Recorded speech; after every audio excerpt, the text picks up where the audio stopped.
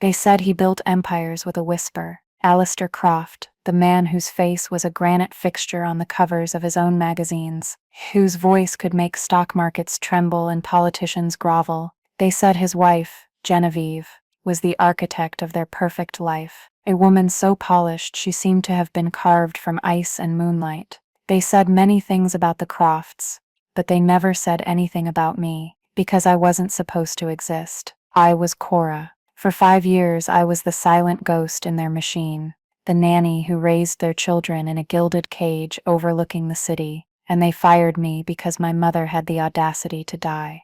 They told me over the phone, the day before the service. It wasn't even a call, it was a text from Genevieve's personal assistant. Your request for bereavement leave is inconveniently timed, a major gala. She told me to reconsider. I didn't. I flew home, buried my mother with a handful of grieving relatives in a windswept cemetery that smelled of rain and real earth, and flew back the next day with a hole in my heart so vast I felt like the wind was whistling through me. I returned to find my 2 suitcases packed and waiting by the service elevator. Genevieve was standing there, her arms crossed, her expression one of deep, personal offense. She said, "We require absolute reliability, Cora. This instability is not something we can have around the children." Instability. The word hung in the sterile, climate-controlled air between us. The instability of a daughter mourning her mother. She handed me an envelope, a severance check that amounted to less than one of her monthly shoe budgets, and 5 years of my life, of raising her children, of being the constant, stable fixture in their chaotic, high-powered lives, were erased with a flick of her wrist. I was no longer a person. I was a solved problem. But they didn't know about the journal. They didn't know about story time. For 3 of those 5 years, their youngest son, Leo, had been telling me bedtime stories, not about dragons or wizards, but about Daddy's special meetings in the locked study, innocent, detailed accounts, recited with a child's perfect memory. He'd tell me about the grumpy men from the government who came after dark, about the magic papers that made Daddy smile, about the angry phone calls where Daddy used names I would later see smeared across the headlines of his own newspapers, and I wrote it all down, every name, every date, every story, in a simple leather-bound journal I called Story Time. They thought I was a ghost.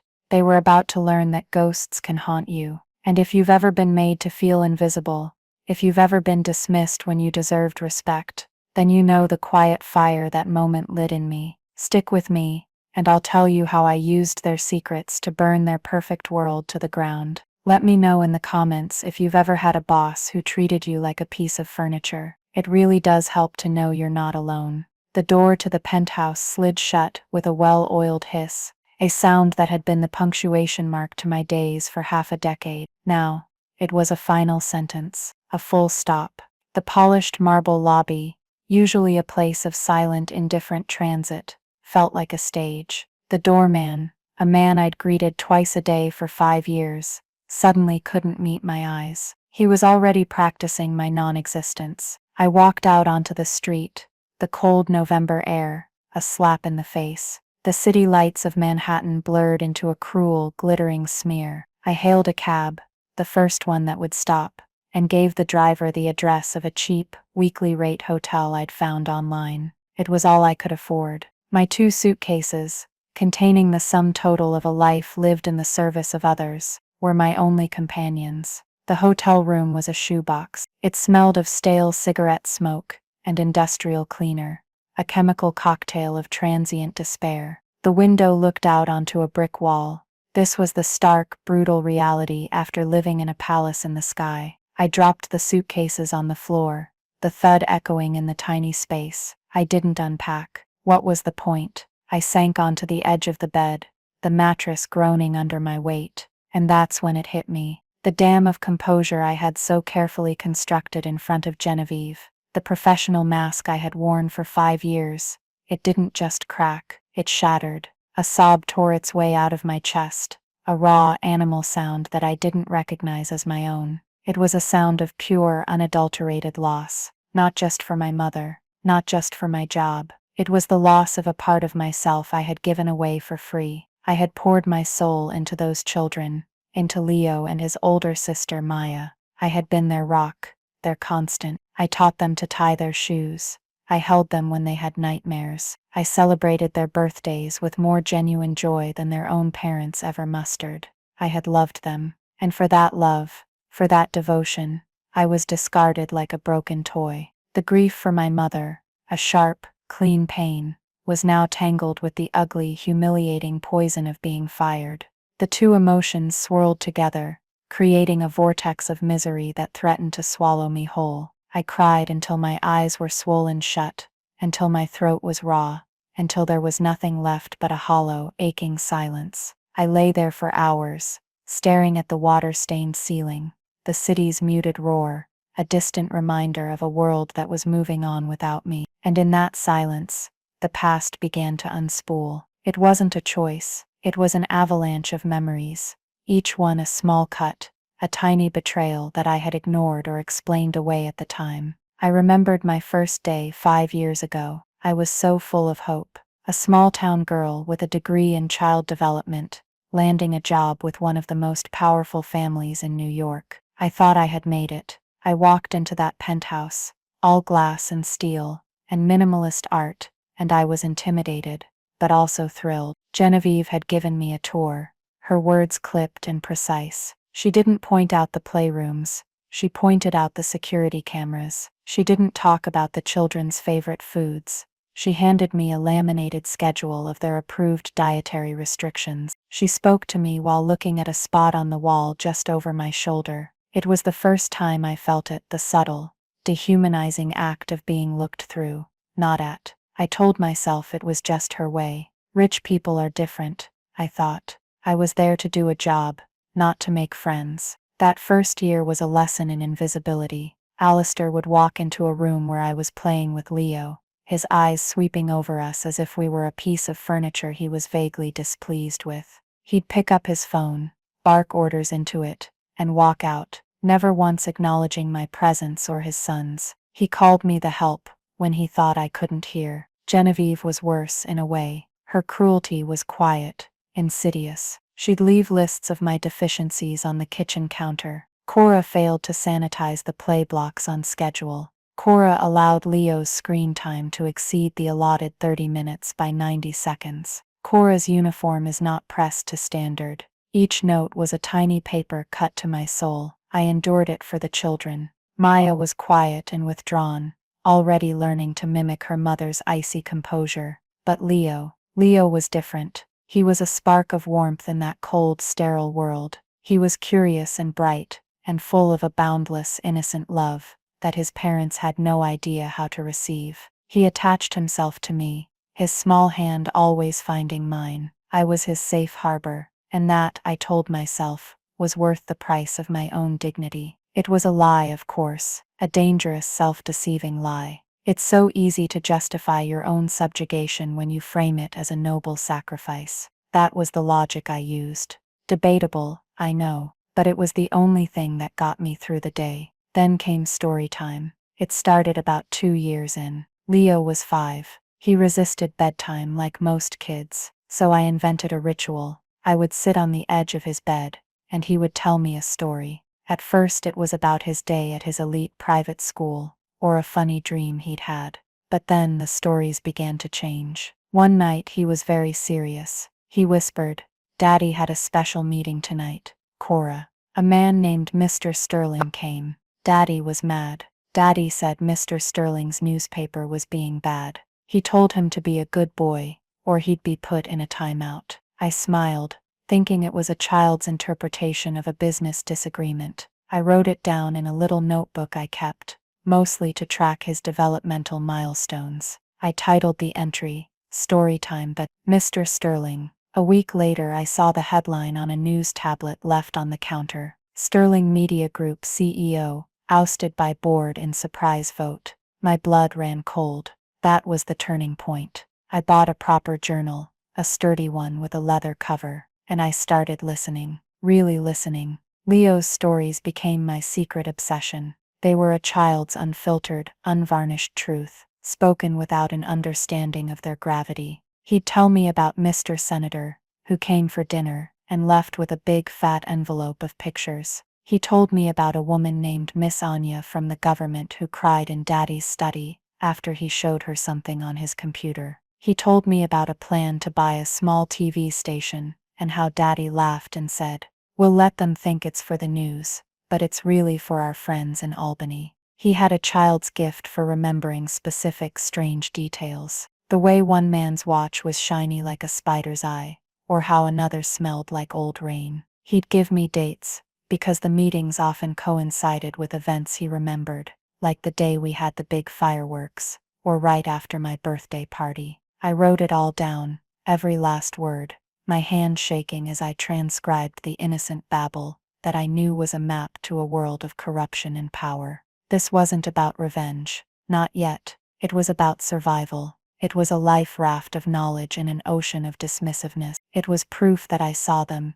even if they refused to see me. My only other potential ally in that house of mirrors was Marcus, the head of the Crofts' personal security team. He was a former NYPD detective, a man with quiet eyes that missed nothing. He was built like a retired linebacker, but he moved with a stillness that was unnerving. He was as much a fixture as I was, but he was a different kind of invisible. He was the invisible wall, the silent threat. We rarely spoke, but we had an understanding. We were the two sane people in the asylum. I remember one morning, Genevieve had gone on a tirade because a caterer had used the wrong kind of artisanal olive oil for her luncheon. Her voice was like shards of glass. I was in the kitchen trying to stay out of the line of fire, my knuckles white as I gripped the counter. After she swept out, Marcus walked in. He didn't say a word. He just poured a cup of coffee from his own personal thermos, a rich, dark brew,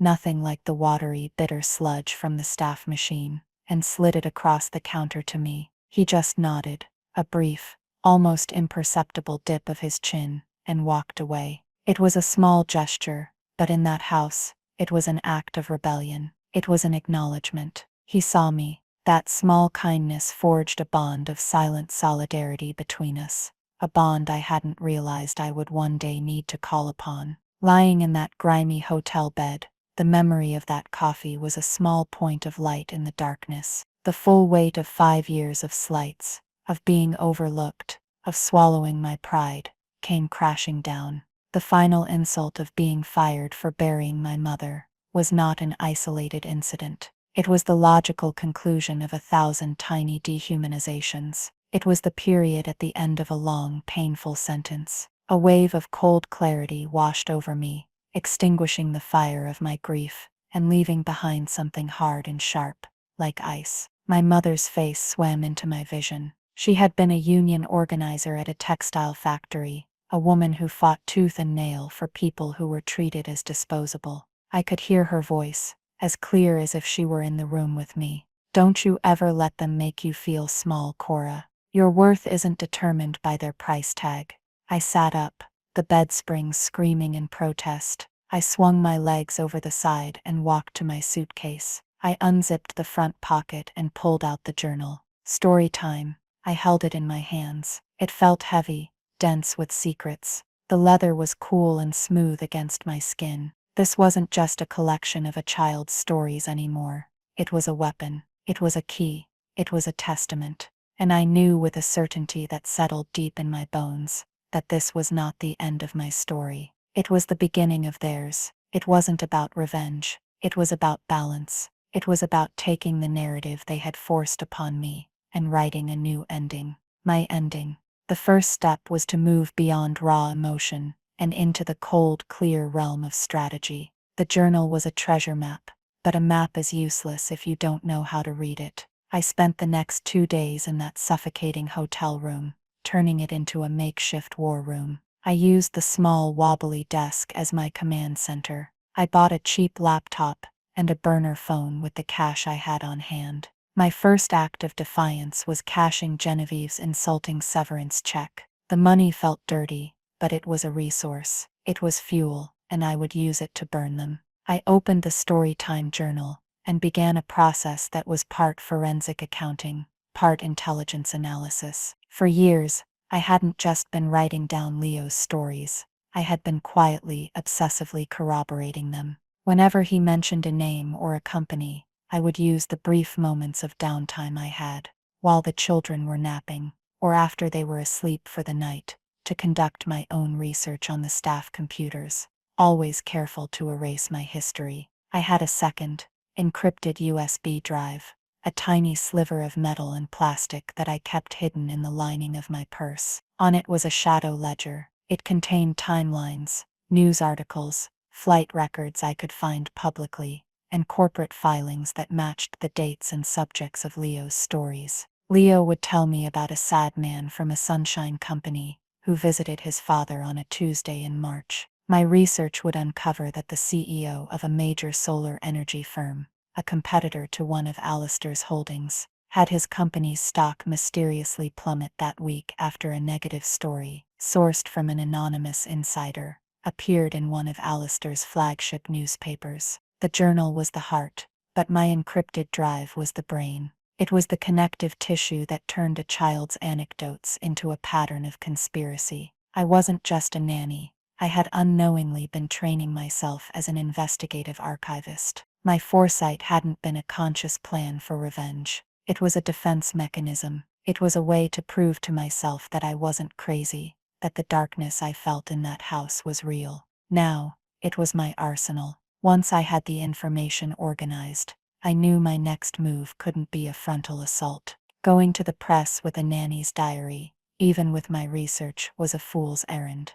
They would shred me. Alistair Croft owned half the media in the city. He could kill the story, and my reputation in a single news cycle. I would be painted as a disgruntled, hysterical, money-grubbing liar. Leo's innocence would be weaponized against me, and I couldn't bear that. The plan had to be surgical. It had to come from the inside, and that meant I needed an ally. I needed Marcus. Contacting him was a massive risk. He was still on their payroll. His loyalty, despite that single cup of coffee, was ultimately to the people who signed his checks. But my gut, the same gut that told me to start writing in the journal, told me he was the only way. I couldn't call his work phone. It would be monitored. I couldn't email him. I had to find another way. I remembered him mentioning once, in a rare, brief conversation, that he volunteered on weekends at a dog shelter in the Bronx. He was trying to socialize retired police dogs. It was a small detail, something I had filed away without thinking. Now, it was my only lead.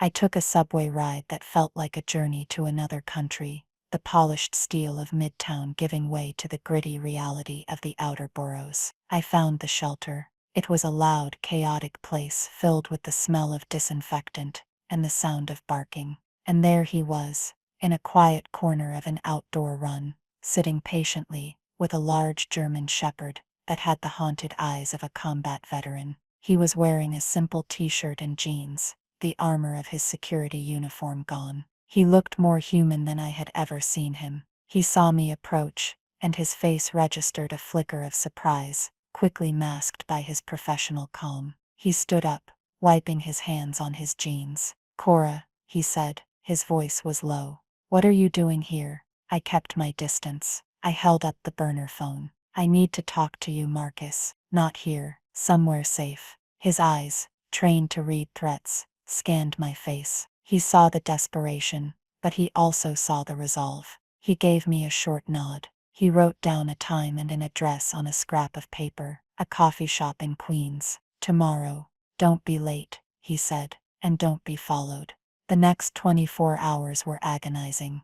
I barely slept. I kept replaying the scene in my head. What if it was a trap? What if he was just luring me in to report me to Alistair? It was a gamble, but it was the only move on the board. I showed up at the coffee shop, a nondescript place tucked away on a side street, exactly at the appointed time. He was already there, at a small table in the back corner facing the door. The cop in him never slept. He had 2 coffees waiting. I sat down, my heart pounding. He pushed one of the cups toward me. "Talk," he said. I didn't show him the journal. That was my trump card, and I wasn't playing it yet. Instead, I started with the truth. I told him about being fired, about the funeral, about the reason. I watched his face. A muscle twitched in his jaw. It was the only sign of emotion. Then I chose my words carefully. I told him that during my time there, I had become aware of certain irregularities,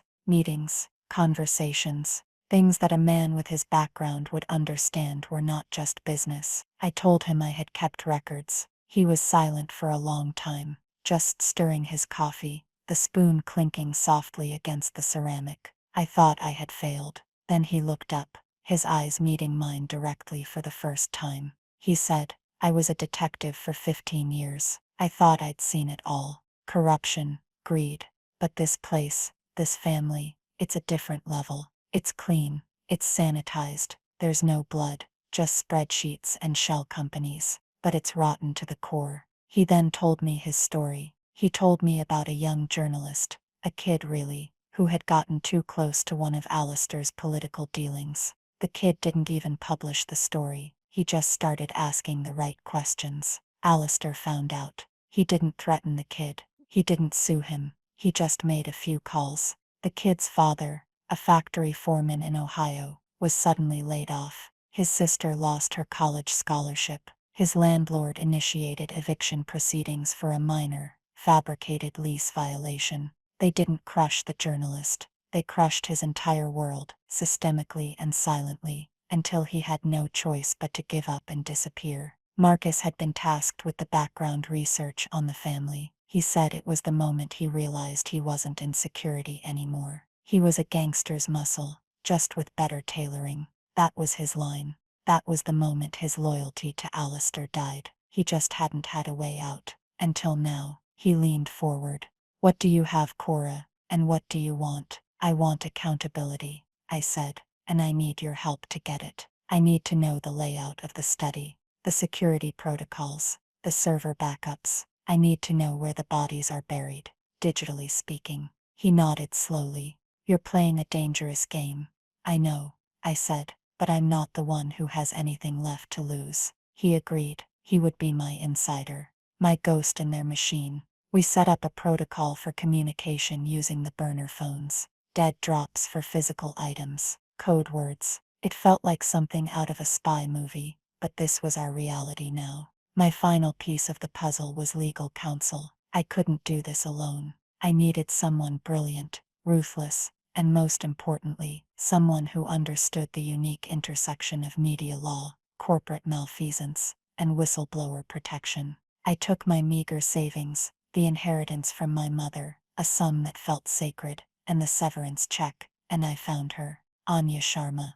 Her firm was small, a boutique operation that specialized in taking on giants. Her reputation preceded her. She was a shark who smiled like a saint. Our first meeting was in her small, cluttered office that smelled of old books and strong tea. I laid it all out: the journal, the USB drive, the story of Leo.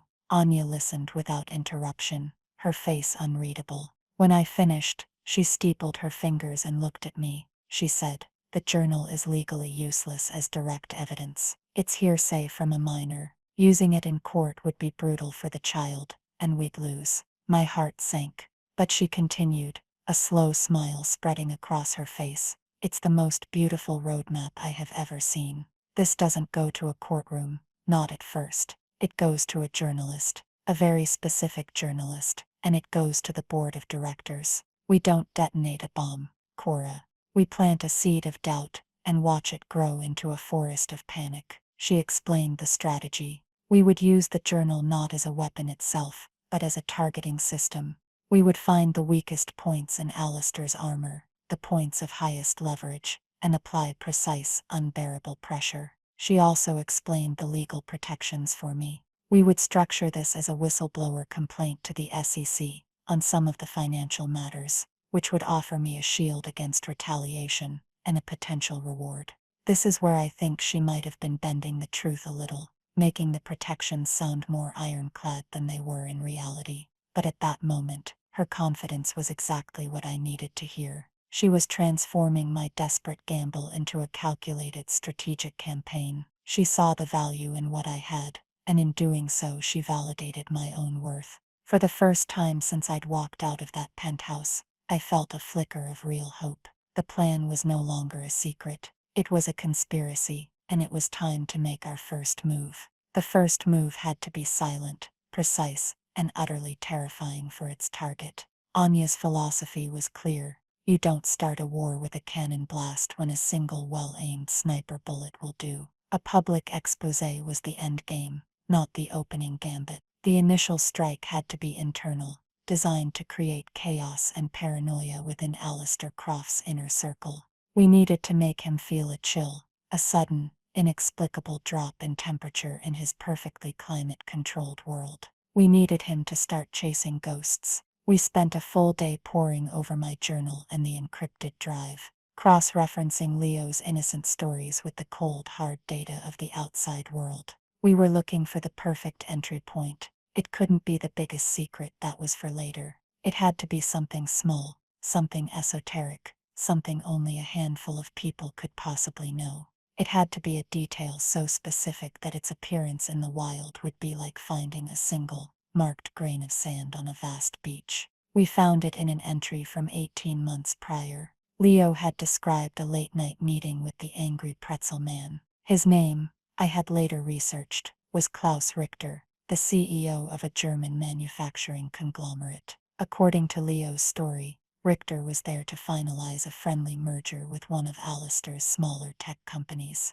but Alistair had laughed at him. Leo quoted his father perfectly, the way a child mimics an adult's tone without understanding the words. He said, "Daddy told the pretzel man, the deal is dead, Klaus. My friends at the commission found a little problem with your import filings, a big, expensive problem. But maybe it goes away if you sell me your distribution network instead, for a discount." It was classic Alistair, not just a negotiation but a kneecapping. The merger never happened. Richter's company suffered a massive unexplained regulatory fault. A month later, an Alistair's holding company acquired their North American distribution network for pennies on the dollar. 6 months after that, the whole affair was buried in the business pages, a non-story.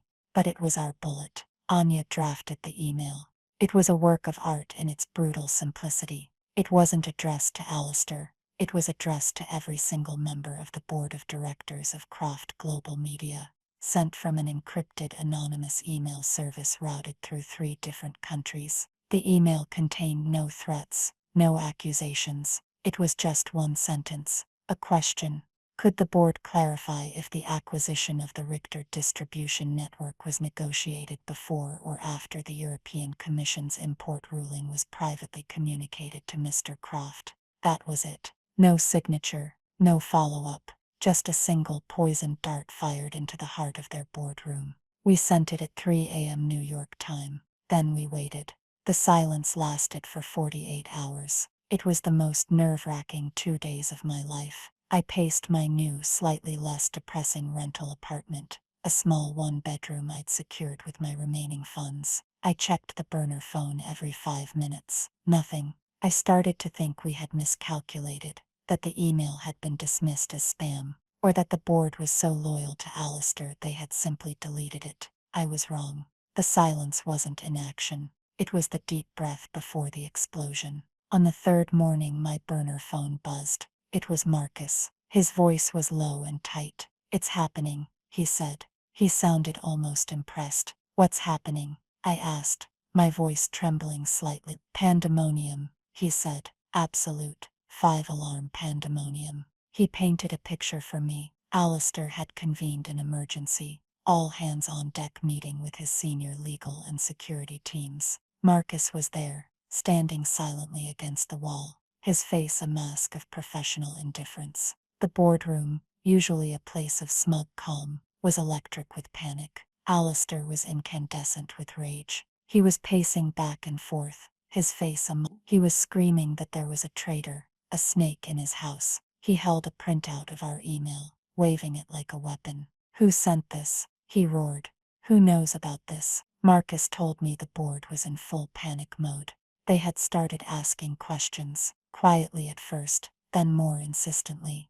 They were corporate animals. They could smell the blood of a wounded predator. The Richter deal was a footnote, but the implication of the email that Alistair was using government connections for insider trading and corporate extortion was a potential company killing scandal. Their stock options were flashing before their eyes. The paranoia was palpable. Alistair immediately assumed the leak came from the German side, from Klaus Richter himself, seeking revenge. He had his legal team drafting lawsuits. Then he changed his mind and decided it must be a rival. He was lashing out in every direction, his usual cold calculation replaced by a wild, unfocused fury.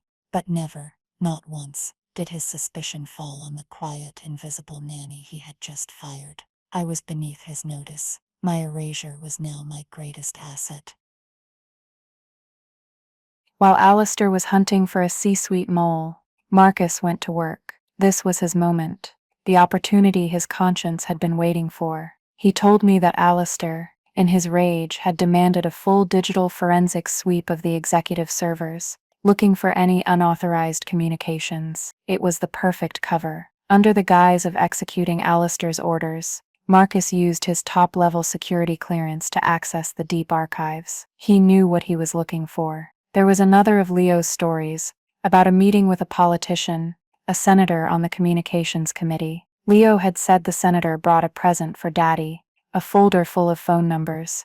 I had always assumed it was a metaphor. Marcus, with his cop's instincts, thought otherwise. He ran a search for deleted files from the senator's office domain around the date of the meeting, and he found it. A single, fragmented data packet that had been improperly wiped. It wasn't much, but it was enough. It was a partially recovered spreadsheet. Most of the data was corrupted, but 2 columns were clear: a list of personal cell phone numbers and a corresponding list of names. They were the private numbers of every major journalist and editor at a rival media conglomerate. It was a stolen opposition research file. It was hard, undeniable proof of corporate espionage and political collusion. Marcus downloaded the fragment onto a clean drive, bypassed 3 levels of security monitoring, with a technique he'd learned back in his cybercrime days, and walked it out of the building. We had our first piece of real, tangible evidence. Now it was time for the next phase. It was time to bring in the press, but not just any press. Anya had a specific target in mind: Ronan Slate. Slate was a legend, an old-school, shoe-leather investigative journalist at Global National News, Alistair Croft's biggest and most bitter rival. There was history there. Years ago, Alistair had publicly humiliated Slate at a press conference, calling him a dinosaur and a has-been. Alistair had tried to poach Slate's best producers, and had even run a series of veiled, negative articles about Slate's personal life in his gossip columns. Slate hated Alistair with a cold, professional passion. He was the perfect vector for our story. Anya made the call, not to Ronan Slate directly, but to his producer, a woman known for her tenacity and discretion. Anya didn't offer a story. She offered a tip. She said, "We have a piece of a puzzle concerning Alistair Croft and Senator Markson. We think you might have the other pieces. We can't tell you where we got it, but we can prove it's real." We sent them one thing and one thing only: the fragmented spreadsheet Marcus had recovered. We didn't mention the Richter deal. We didn't mention the journal. We just gave them that single verifiable thread. We knew that a journalist of Slate's caliber wouldn't run a story based on one anonymous tip, but we also knew he wouldn't be able to resist pulling on that thread. The bait was in the water. The silent takeover was in motion. Alistair Croft was so busy searching for a lion in his house that he never noticed the viper coiled under his desk. The days following our tip to Ronan Slate were a study in tension. It was like watching a long fuse burn, not knowing how big the explosion would be. My role shifted from active participant to anxious observer. I spent my time in the public library, using their computers to monitor the news, searching for any ripple effect, any sign that our carefully laid plan was working. There was nothing at first. The silence from Ronan Slate's camp was absolute, which Anya assured me was a good sign. It meant they were digging. Then the tremors started. They weren't seismic, not at first. They were subtle shifts in the landscape of power, visible only to someone who knew where to look. One of Alistair's most prominent columnists, a man known for his vicious political takedowns, published a strangely subdued, almost toothless column. A major tech conference, where Alistair was scheduled to be the keynote speaker, suddenly announced a last-minute scheduling change, replacing him with a less controversial industry figure. These were small things, but they were cracks in the facade. They were signs that Ronan Slate's investigation was bearing fruit. His quiet inquiries were setting off alarms in the corridors of power. People who were once eager to be associated with Alistair Croft were now taking a precautionary step back. Marcus was my lifeline. His calls on the burner phone were brief and cryptic, but they told me everything I needed to know. He told me that 2 of the board members who had received our anonymous email had hired their own outside legal counsel, a quiet act of self-preservation that was tantamount to treason in Alistair's world. He told me that a massive advertising contract with a luxury car brand, a brand whose CEO was a close friend of Klaus Richter, was suddenly under review, citing vague concerns about brand alignment. The poison was spreading. The fear of what Slate might uncover was becoming more damaging than the exposé itself. Alistair's power was never about the substance of his media empire. It was about the perception of his invincibility. We hadn't attacked his business. We had attacked his myth, and the myth was beginning to crumble. The inevitable counterattack came a week later. It wasn't a public denial. Alistair was too smart for that. It was a personal assault. A sleek black town car pulled up outside my apartment building. A man in a tailored suit, a lawyer from Alistair's firm, hand-delivered a thick envelope. It was a cease and desist letter. It was a masterpiece of legal intimidation, full of threatening language about non-disclosure agreements, defamation, and tortious interference. It accused me of stealing proprietary information and threatened to sue me into oblivion. It was designed to terrify a normal person. But I wasn't a normal person anymore. I was a client of Anya Sharma. I took the letter straight to her office. She read it, a slow smile spreading across her face. "Oh, this is beautiful," she said, almost purring. "This is desperation. They're flailing." She explained that the NDA I had signed was a standard employment agreement, and its confidentiality clauses were likely unenforceable, especially if they were being used to cover up illegal activities. The idea that a nanny could be in possession of proprietary information was legally laughable. "They have no idea what you have, Cora," she said. "They're just firing blindly into the dark, hoping to hit something. So we're going to fire a single illuminated flare right back." Her response was a single page. It didn't argue or deny. It simply stated, "We are in receipt of your letter dated November 12th. Please direct all future correspondence to our office. We are confident our client has acted well within her rights, particularly in matters that may be of interest to the Securities and Exchange Commission and the Department of Justice." She had me sign it. Sending that letter felt like launching a torpedo. We weren't just defending. We were escalating. We were telling them that we knew about the skeletons, and we weren't afraid to open the closet door. 2 days later, my personal cell phone, my old number that I kept active for family, rang. It was an unlisted number. I almost didn't answer, but some instinct told me to. "Hello?" I said. The voice on the other end was smooth, controlled but with an undercurrent of something I had never heard in it before. Strain. It was Genevieve. "Cora," she said, her voice dripping with a false syrupy concern. "I've been so worried. I heard you left the hotel. Are you all right?" The audacity of it was breathtaking. "I didn't say anything," she continued, the faux sweetness intensifying. "Listen, I think there's been a terrible misunderstanding. Alistair and we were under a lot of stress with the gala. What we did was hasty. We want to make it right. We'd like you to come back, Cora. We'll double your salary. The children miss you terribly." I could almost hear her gritting her teeth as she said it. The children, the one weapon she thought she had against me. It was a clumsy, desperate move. When I still didn't respond, her tone shifted again. The sweetness evaporated, replaced by the blunt instrument of money. "All right," she sighed, as if conceding a difficult negotiation. "Let's be practical. What do you want? Name a number. 100,000? 200? We can make this all go away." Just sign a new agreement. A real one this time. And we can all move on with our lives. That was the moment. The moment I knew we had won. The fear was so strong they were willing to pay to make the ghost go away. The power had truly shifted.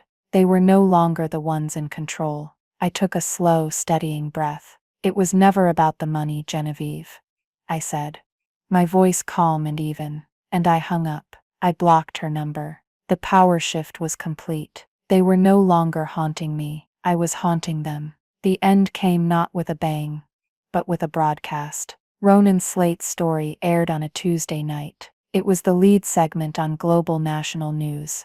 A 20-minute, meticulously researched piece of investigative journalism titled The Whisper Network. It was a bombshell. Slate, looking grim and determined, laid out a devastating case against Alistair Croft. He had a former commissioner from a European regulatory agency, his face obscured and his voice disguised, talking about pressure campaigns. He had internal documents, leaked from multiple sources, detailing how Alistair's media outlets systematically created negative press for business rivals right before key negotiations. He had on-the-record sources from the senator's own staff, confirming that their office had an unusually close relationship with Croft's lobbying team. And he had the spreadsheet, the fragmented list of journalists' private phone numbers, which Slate's team had authenticated. It was the smoking gun, the undeniable proof of a conspiracy to undermine a competitor.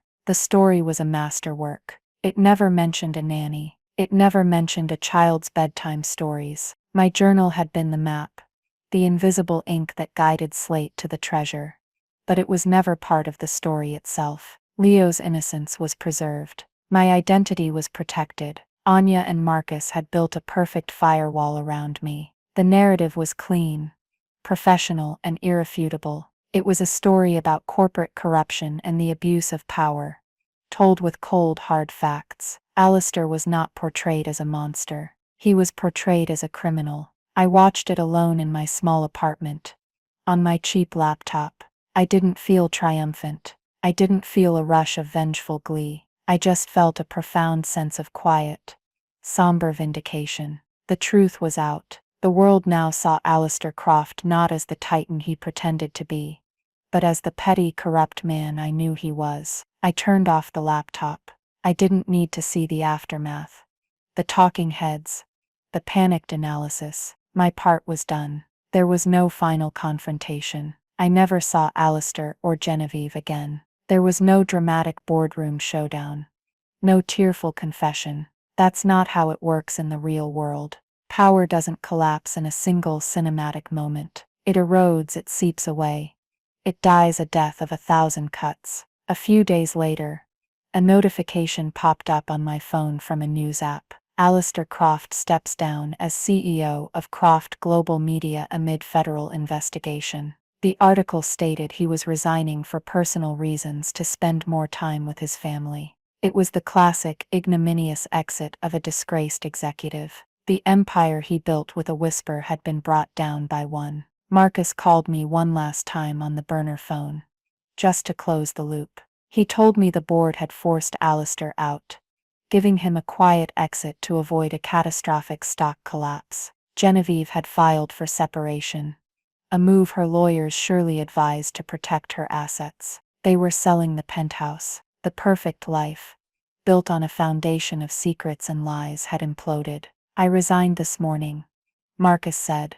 The new CEO offered me a promotion, but I'm done. I'm going to go train dogs for a living. It's more honest. Before he hung up, he said, "You did a good thing, Cora. You held a monster accountable." But it wasn't about him being a monster. It was about him being a man who thought the rules didn't apply to him. And I had simply, quietly, handed him the rule book. My own new reality did not involve a corner office or a seat on a board. That was never the goal. Anya had successfully negotiated a substantial whistleblower reward from the SEC for the information that led to their investigation into Croft's market manipulation. It wasn't a lottery win, but it was significant. It was enough. I took that money, the money born from deceit and redeemed by justice, and I started a foundation. a small, nimble organization named after my mother, the Eleanor Foundation. We provide pro bono legal services and emergency financial aid to domestic workers, nannies, housekeepers, caregivers who have been unjustly fired or exploited.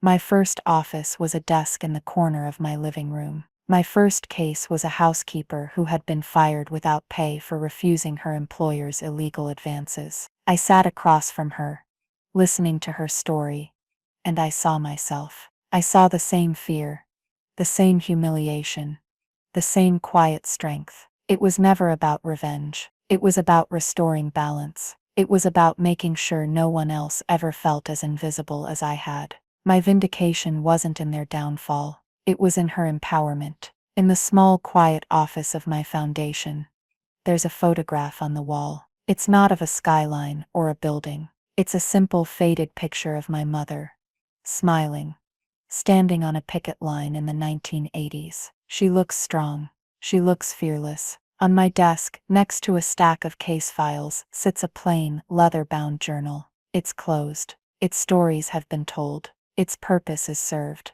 It is a relic. A reminder not of the secrets it held, but of the power that comes from being the person no one is watching. I'm telling you this story because for 5 years I was a ghost, a silent fixture in someone else's perfect life. They thought I was just part of the scenery. They thought my voice didn't matter. They tried to erase me, to dismiss me, to throw me away like a piece of trash because I dared to be human, to grieve, to have a life outside of their gilded cage. But what they didn't understand is that when you make someone invisible, you give them the power to see everything. You let them get close to your secrets. You let them learn your weaknesses. Their greatest mistake was not in firing me. It was in underestimating me. It was in believing that a person's worth is tied to their job title or their salary. This story isn't really about a media mogul and a nanny. It's for every single person who has ever been overlooked, undervalued, or told to be quiet. It's for anyone who has had their ideas stolen in a meeting, who has been passed over for a promotion they deserved, who has been made to feel small so that someone else could feel big. Your voice matters. Your observations are valid.